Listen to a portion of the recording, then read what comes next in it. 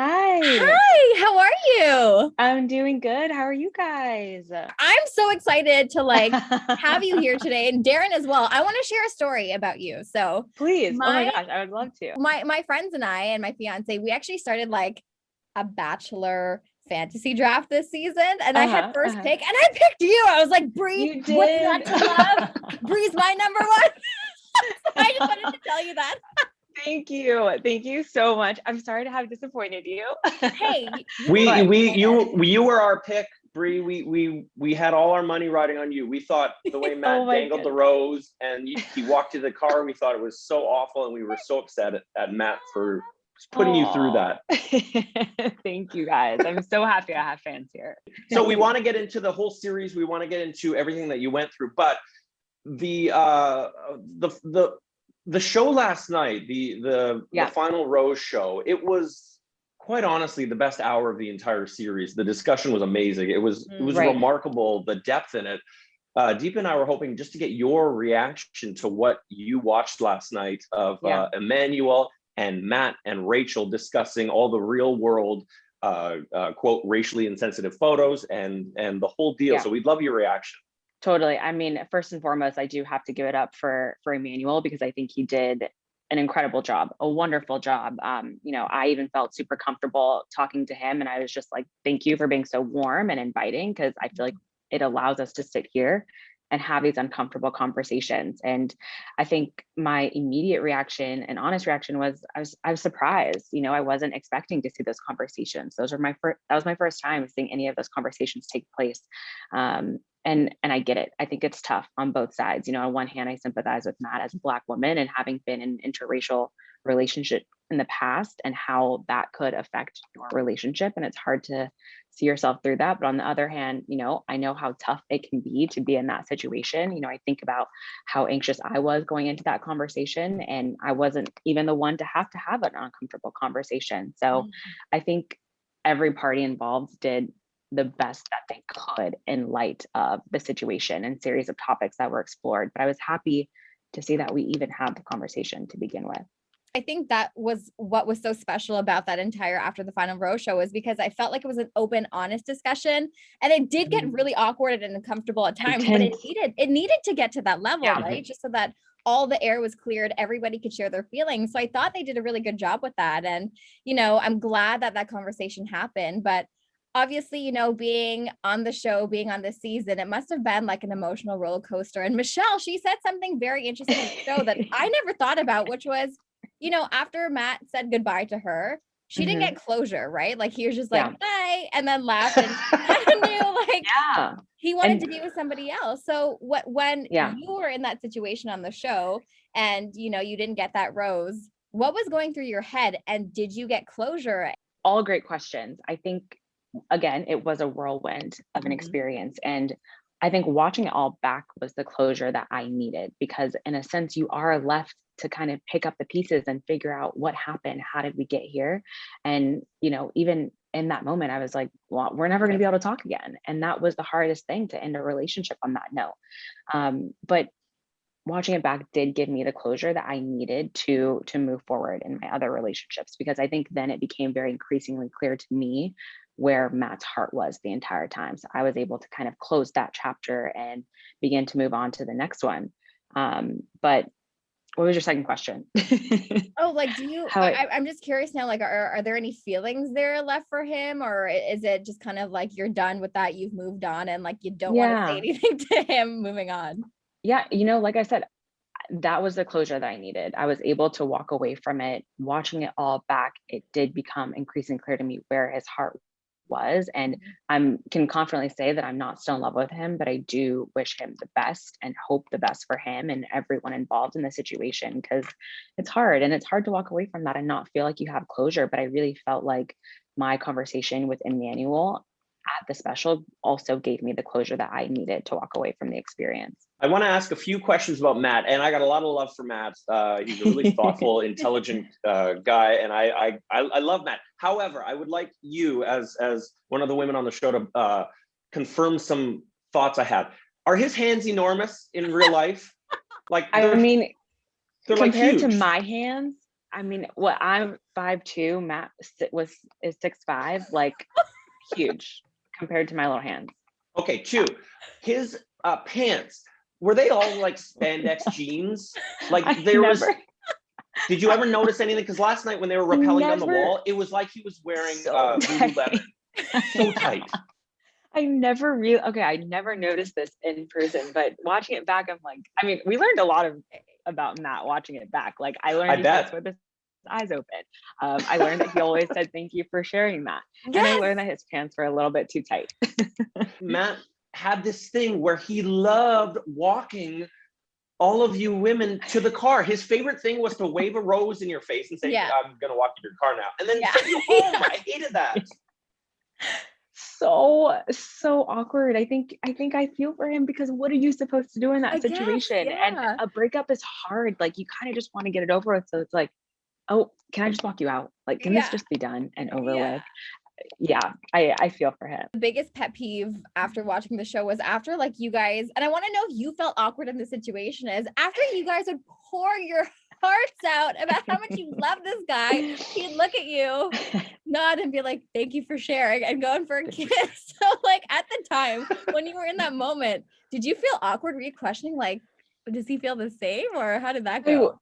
I will have to admit, it didn't feel balanced. I think in the moment I got the response and reaction that I needed from Matt, but thinking back on it, like maybe I didn't, maybe in that moment it dawned on me like, well, maybe he can't say anything to me. Maybe he can't tell me that he loves me back. Right. So that's what I told myself, but he just maybe didn't feel that way. So I do want to ask Bree, it's such a unique show in that there's the TV show and then there's the real life happening side by side, and they don't ever cross over. Like what was happening in real life wasn't happening in the show. Right. Do you regret going on the show? Or do you look back? Are you happy you did it? Like, what is your feeling now that you're removed from it, having been in a TV show where you're expected to find love? Totally. It was such a unique experience. And I can honestly say that I don't have any regrets walking away from it the way it did. I don't have any regrets about allowing myself to open up and really fall in love with Matt, because I think in the end, I learned that I could do that. And it was more of just like the reassurance for myself that I could be honest and open with someone and not have any fears about it. So I'm happy with how I walked away from the experience. And it challenged me to really think about what I take away into my next relationships with me. So I had a great experience. Watching it all back was a whirlwind again, because we're not living in it. I think about people, my friends reaching out to me like, "I'm so sorry you went through that." And I was like, wow, that happened months ago at this point. Like it's hard, but you do kind of relive all of those experiences, and I'm happy with where I'm at now. So that's good. I'm glad to hear that you enjoy the experience, because somebody could also walk away and be like, what did I just do to myself? What did I do to my life? So totally. And I did flip my life upside down. So I knew that I couldn't walk away from this having any regrets. That's just not the type of person that I am. So it's all a learning lesson. You did walk away from your job. What happened? Did you get your job back? I am currently polishing up my resume. And it's challenging me to really think about what I want to do after this. So I'm open to opportunities, and I'm thankful for that. That's good. At least, you got to move forward one step at a time. And one thing I was curious about, especially after watching last night's season finale, was like, there seemed to be so much doubt in everybody's mind during the season. Like first it was Serena, like she had to talk with her family, and I was like, I don't know if I want this. Then the same thing happened with Matt. So, oh my God. And I was like, oh my gosh, this is all going to, I'll bleep that word out. But anyways, so when you were on the show, did you like ever have any moments of doubt where you're like, I'm not really sure if Matt's my person or if I'm doing the right thing? Was there any moment, any type of moment like that for you? There was. I would say that Hometown was a turning point for me, where I think I realized that my connection with Matt probably wasn't as strong as everyone else's. So I think there was a moment of doubt in my mind where I was like, is he even worth being here at that point? But again, I made a commitment to myself to be steadfast in my decision and really allow myself to go through the experience and feel all those feelings. And so at the end, I was able to like restore that confidence in myself and the relationship. But yeah, I think it's you're living in a bubble, you're living in this like fantasy world, and it all kind of hits you at any moment, and you're like, wait, am I ready for this? Like, Mhm. I feel like it's just the natural human thing in us to respond that way. And I think we saw that kind of happen with Matt in the end. Mhm. Well, I was so annoyed because his mom's like, look before you leap. And then he's like, damn, that changes everything. Like, what? You're a grown ass man. What are you doing? Like, your mom says just think twice, and now I can't even. And that's maybe it all hit him in the moment where he realized like, oh my gosh, like I'm gonna get engaged at the end of this, and I've never been in a relationship before. I've never been in love before. Because I think coming into the experience, you are open for an engagement. I mean, outside of this, I was not, but coming into this, it makes you think about, you're hyper focused on things that you want in a relationship and what you don't. So maybe Mhm. by the end of that, he was like, there's no way I'm coming out of this. It was like, I was like, what a moment to realize that you don't want to end this in an engagement. But Yeah. obviously we know what happened with Matt and Rachel, but like also I want to make sure, like, we want to make sure that you're doing okay. How's life been for you after Yeah. the show? Because I know recently you had mentioned that, like, you said that it's been really mentally draining after the Yes. show when you've like re-entered the real world. So what, Yes. like, walk us through that. What has been so mentally draining about the experience after the show?